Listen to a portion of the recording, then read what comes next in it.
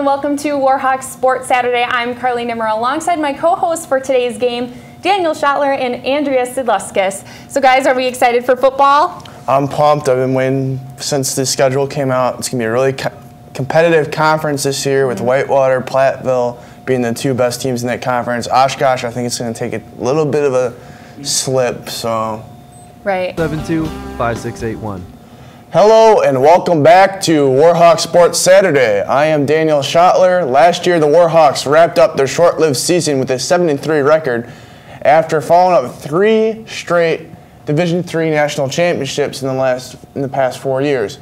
It was certainly a tough hit to take for the Warhawks. Carly and Andrea, what do you think we have to look forward to seeing from the Warhawks this year? Really interested in seeing they installed the read option to.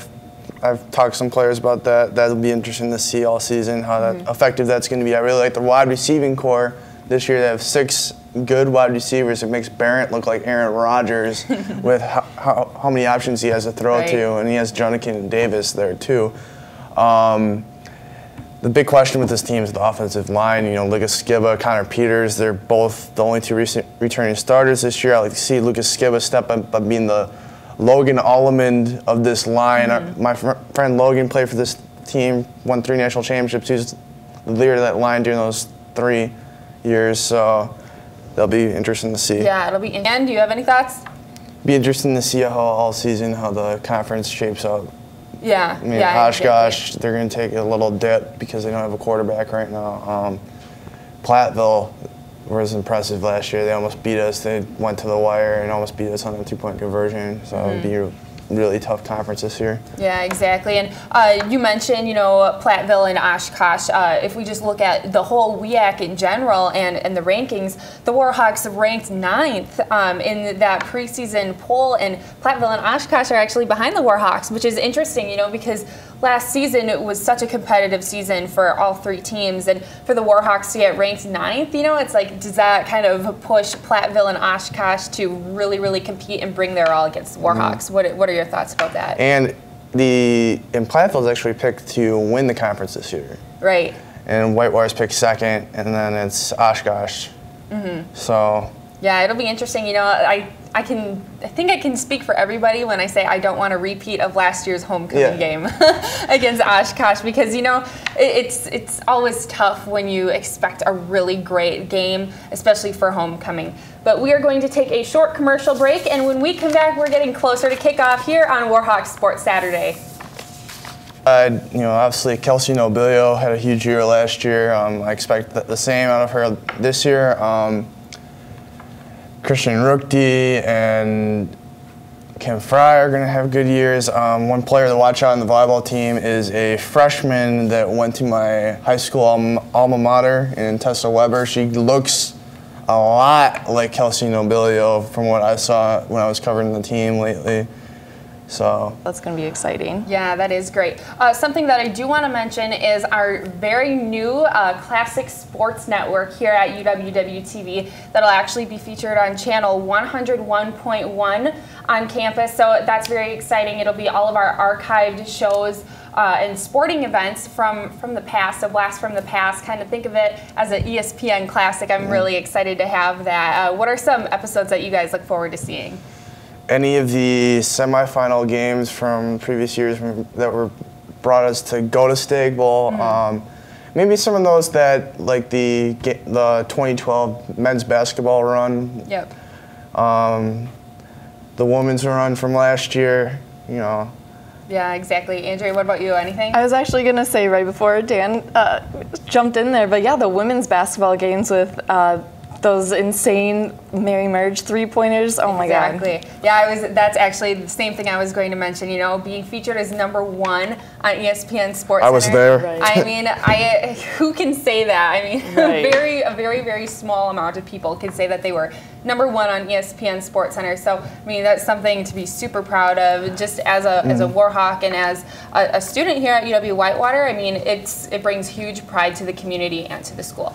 So definitely look forward to that Classic Sports Network on channel 101.1. It's definitely something that I'm excited about, and I think a lot of people are getting excited about it. So that's I'm really interested in seeing what we're going to see out of the men's and women's basketball teams. I'm looking at the men's team. I think they're going to be poised to win a second national championship in 3 years. That seems like the San Francisco Giants lately. Yeah. The women's team definitely has some potential. We'll see. It could be a very, very special year for the Warhawk basketball, because I'm thinking it's definitely possible. Yeah, I agree. Both of them win national championships this year. Yeah. What are your thoughts about freshman Darnell Harris from last year transferring to Florida? How do you think that'll affect the basketball team? It won't have like that much of a hurt as the Chris Davis thing had. But I think the teams can be fine. They got 7 guys who can, quote unquote, put your team on your back, though. And like with Cordell and Alex and Cody Odegaard's coming off an injury, and KJ and Pat Suter, Reggie Hearn. I want to see Steve Egan and Jack Hurum step up, because they're technically filling that spot. Because Reggie Hearn is bumping up right now. Right. So we'll see what they're going to be power forwards this year. Yeah, unless they go with a 4-guard lineup. Yeah, I mean, Darnell, I feel like he was one of our biggest under the basket last year, you know, so and he could shoot the 3. Exactly, yeah. Oh, yeah, we saw that at the end of last season. You know, Reggie can hit the 3 too, so. There we go, exactly. You know, so, I mean, there's a lot to look forward to.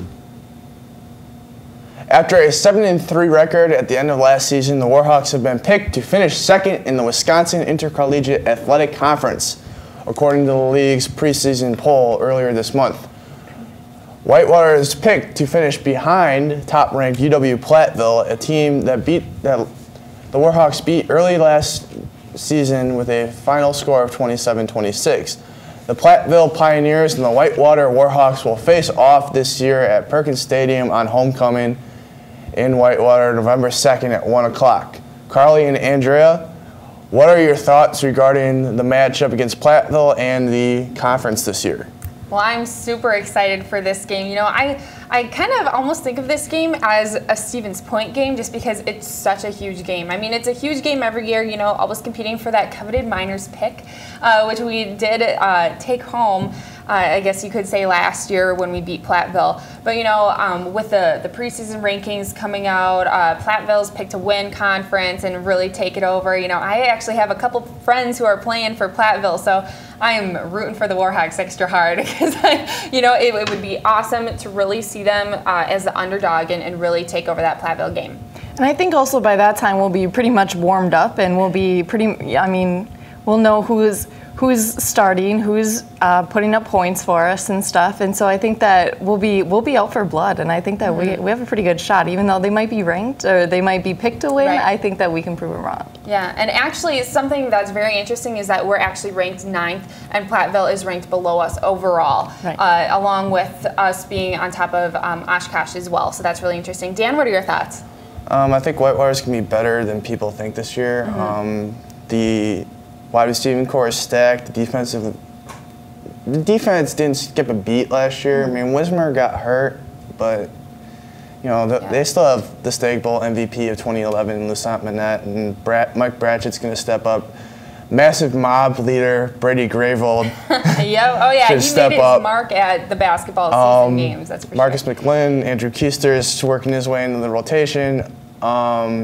It'd be interesting to see what the running game's going to look like. As I said before, the read options being installed, so how effective that's going to be. The big concern is the offensive line. Right. You know, I want to see Skiba step up and be like Logan Allman of that line and protect. Right. So Barron's exactly. not in his butt so much. So. Yeah, but you know, like we said, good players come, good players go. Especially for Platteville, for this Platteville game, I'm a little nervous about it. I just don't want that Stevens Point relapse to happen again, which happened earlier in last season's. Yeah, I think it's going to be more like I think it's going to be more like last year's, where it was back and forth. You know, how it ended last year when Platteville went in to score. They scored a touchdown late, and then they go for 2, and they miss it, and they could have beaten us. So. Right. Yeah, exactly. Yeah. And, you know, Barrett, he's a very good quarterback. We saw that. He actually had a little bit of a mix-up in that Stevens Point game from last year where we unfortunately lost. But, you know, I think he has some really, really great potential for the Warhawks this year. I was talking to Steve Morris this week, and he actually said that he thinks Matt Barrett could have a All-American year for the Warhawks. And that's good. That's going to be... I kind of look at him, I think I kind of see a little Blanchard in him. Yeah, a little bit. Yeah, so. And you know, Matt Blanchard, I mean, he made it far. Unfortunately, you know, got cut. He got hurt recently. Yeah, exactly. You know. But you know, I think once you're there and you are on the team, even just practicing with him, you made it. You know, you made your mark. And I mean, I know he has made Whitewater extremely proud to come from a Division III school and end up in the NFL. I mean, that's not too many Whitewater players go in the NFL. Exactly. The last one before him was actually drafted in the NFL draft, and Derek Stanley, who's a wide receiver.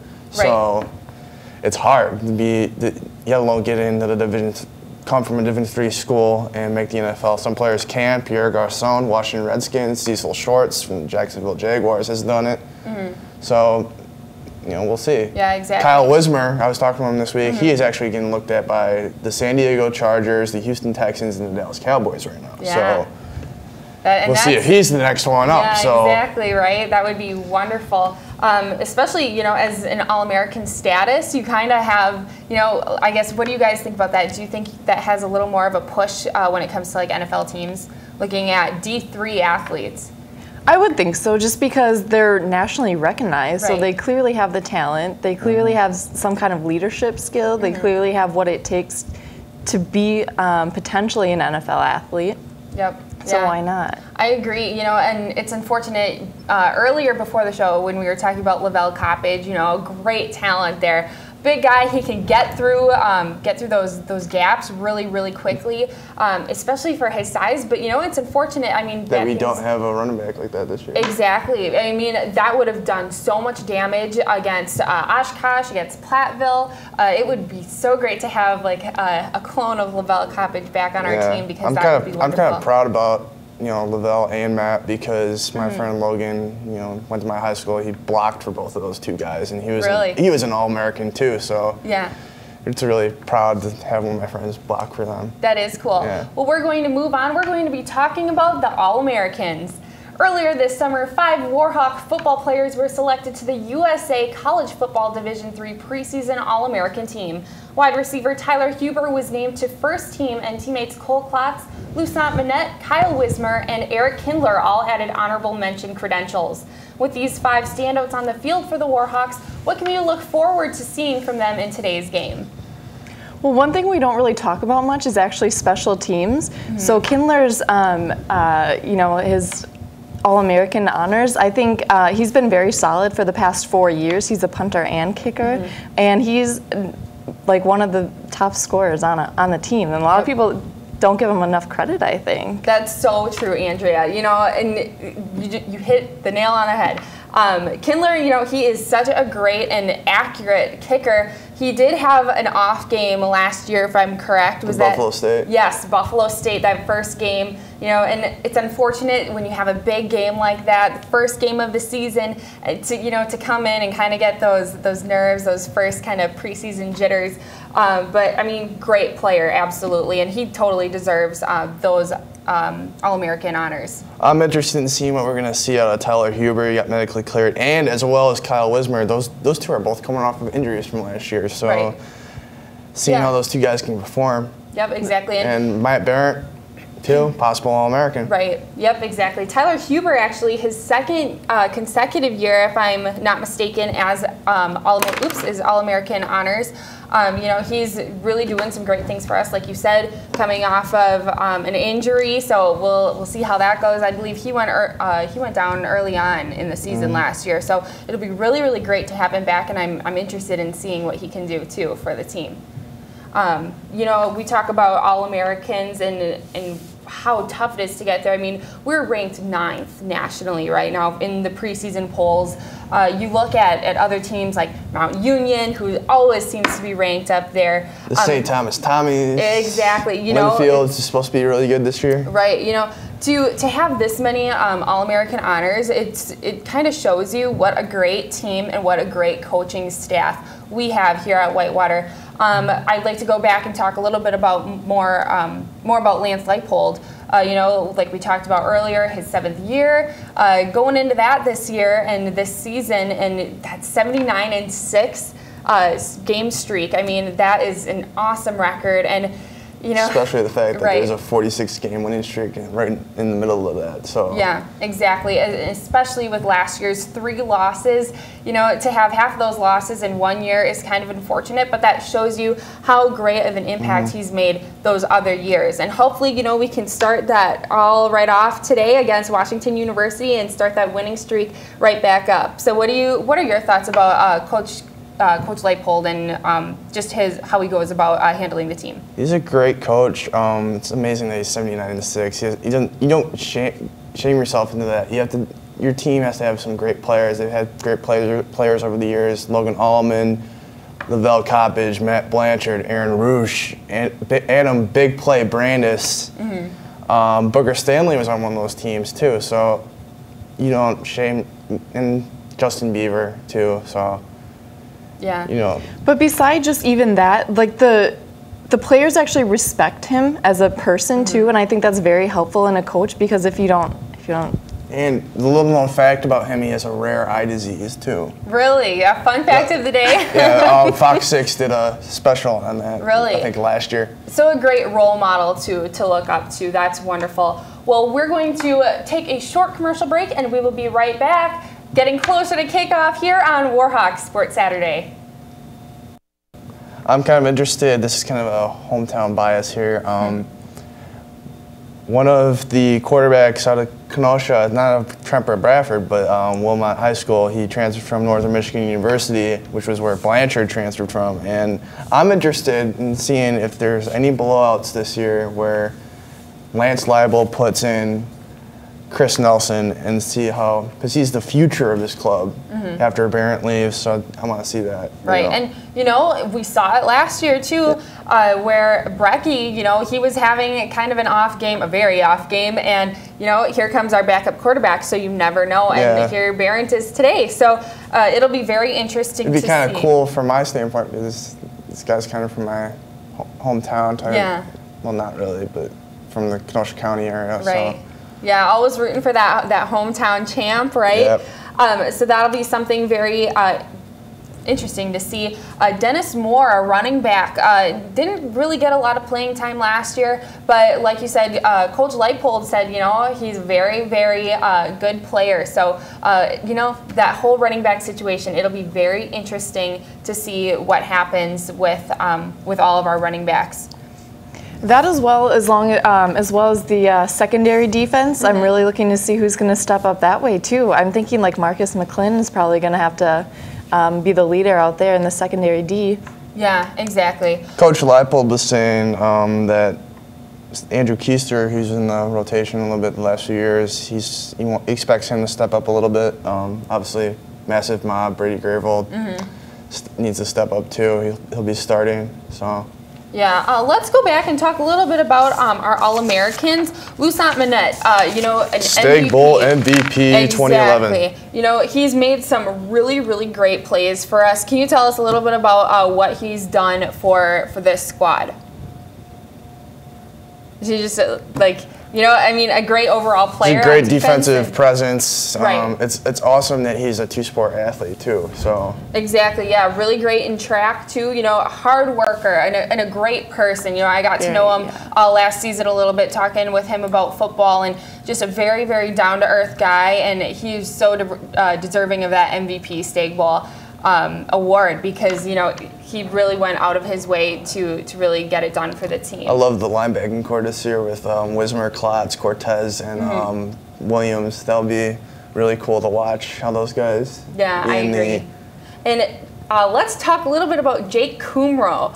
Kumro is somebody who I He always surprises me. Courtney's brother. Yes, Correct. Courtney Kumro's brother. You know, two great athletes coming from a great athletic family. I believe father was also an NFL player with the Dolphins and the Bears. Yep, exactly. And, you know, Jake made some really great plays last year for us. Number 1 on the roster. Just a great rookie transferred from Illinois. Is that correct? Yep. Yeah, so, you know, he's a great player, too. I'm hoping that he gets some more playing time this year because he's a very versatile guy. He's very tall. He's able to, you know, make it down the field and get some touchdowns for us. And Steve Morris, too. Steve Morris is going to be a good player for them, too. That wide receiving core is stacked. Yeah, exactly. 6 wideouts. Right. Let's talk a little bit about some pivotal moments from last year. You know, we talked a bit about Stevens Point, Platteville. What really stands out to you guys from last year? I would say the Buffalo State game. That was kind of a rough game for me to watch. That was the first game that I've ever been to home game that I've ever been to that we actually lost. And I remember standing near the backside watching that one touchdown, and I'm like, oh, come on.